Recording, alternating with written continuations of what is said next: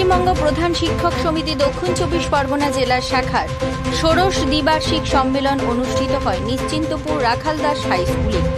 এই অনুষ্ঠান উদ্বোধক সাগর মনসাদ্বীপ রামকৃষ্ণ মিশন আশ্রমের সম্পাদক স্বামী স্তবপ্রিয়নান্দজি, কুলপি বিধানসভার বিধায়ক যোগরঞ্জন, কাকদ্বীপ বিধানসভার বিধায়ক মন্টুরাম, দক্ষিণ চব্বিশ পরগনার ডিপিএস চেয়ারম্যান অজিত কুমার নায়েক, কুলপি পঞ্চায়েত সমিতির সভাপতি বন্দনা, কুলপি পঞ্চায়েত সমিতির শিক্ষার কর্মাধ্যক্ষ সুপ্রিয়, সুন্দরবন জেলার মহিলা সভানেত্রী পূর্ণিমা হাজারি নস্কর, জেলা পরিষদের সদস্য নারায়ণ চন্দ্র ভৌমিক, ডায়মন্ড হারবার সাব ডিভিশনের সভাপতি তথা নিশ্চিন্তপুর আর.ডি.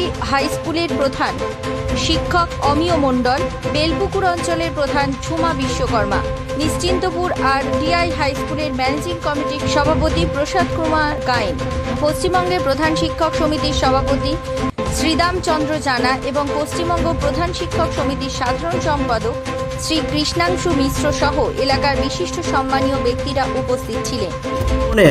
এই শিক্ষাটা কিভাবে কাজে লাগাতে পারি এবং আমাদের বিভিন্ন শিক্ষক শিক্ষকের মধ্যে যে দাবি দেওয়া থাকে সরকারের সঙ্গে বিভিন্ন মত বিনিময় করা এবং আমাদের যে চিন্তাভাবনাগুলো সরকারি মাধ্যমে যদি সেটা আনুকূল্য পায় সেটাও একটা উদ্দেশ্য থাকে এবং সর্বোপরি আমাদের যে বর্তমান প্রজন্ম রয়েছে, বর্তমান ছাত্রছাত্রী, তাদের গুণগত মান বাড়ানো এবং ভবিষ্যতে তাদের যাতে ভালো উন্নত পেশায় যে নিজেদের প্রতিষ্ঠা করতে পারে এবং সর্বোপরি পুরানো ধ্যান ধারণার পরিবর্তে নতুন ধ্যান ধারণার কাজে লাগিয়ে আমরা আগামী প্রজন্মকে কি দিতে পারি, উন্নত শিক্ষা দিতে পারি সেই বিষয়ে আলোচনা করার জন্যই আমরা আজকের সম্মেলনটা করেছি। এবং দক্ষিণ চব্বিশ পরগনা জেলার পশ্চিমবঙ্গ প্রধান শিক্ষক সমিতির সংগঠনের সঙ্গে 270টির বেশি বিদ্যালয় এই সংগঠনের সঙ্গে যুক্ত রয়েছে।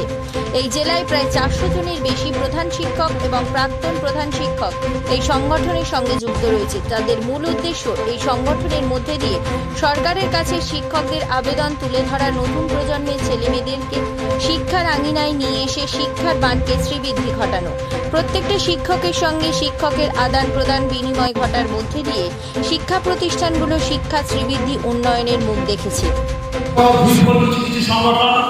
আগেকার দিনে হতো কি একটি সরকার পদপুষ্ট সংগঠন থাকতো, আর থাকতো কি যারা সরকারের সঙ্গে সহমত পোষণ করছে না বা অধিকাংশ শিক্ষক শিক্ষিকার অবরোধ করার ব্যবস্থা চলছে, তার নিচে গর্জে উঠতো, শিক্ষা ব্যবস্থা বিভিন্ন পরামর্শ সরকারকে দেওয়ার চেষ্টা করতো। সেই সমস্ত সংগঠনগুলো আজকে হয়তো কিছু অংশে কোণঠাসা, আবার অনেক বিফল সংগঠন গড়ে উঠেছে। কেউ কেউ বলতে চাইছে আমি একেবারে নিরপেক্ষ সংগঠন, আমি প্রধান শিক্ষকদের জন্য বেশি কাজ করতে চাই, আবার কেউ কেউ কিছু মঞ্চ করে বলতে চাইছে না না আমরাই সঠিক যে আমরা শিক্ষকদের জন্য আন্দোলন করতে চাই, কিন্তু আমি আপনাদের কাছে আবেদন করব। এই সংগঠনের মধ্যে দিয়ে ভবিষ্যৎ প্রজন্ম শিক্ষার আলোয় আলোকিত হয়ে উঠবে এই পৃথিবীতে, এমনটাই আশা করছে এই সংগঠনের কর্তৃপক্ষরা। গোপী কিশোরের রিপোর্ট, জেলার বার্তা।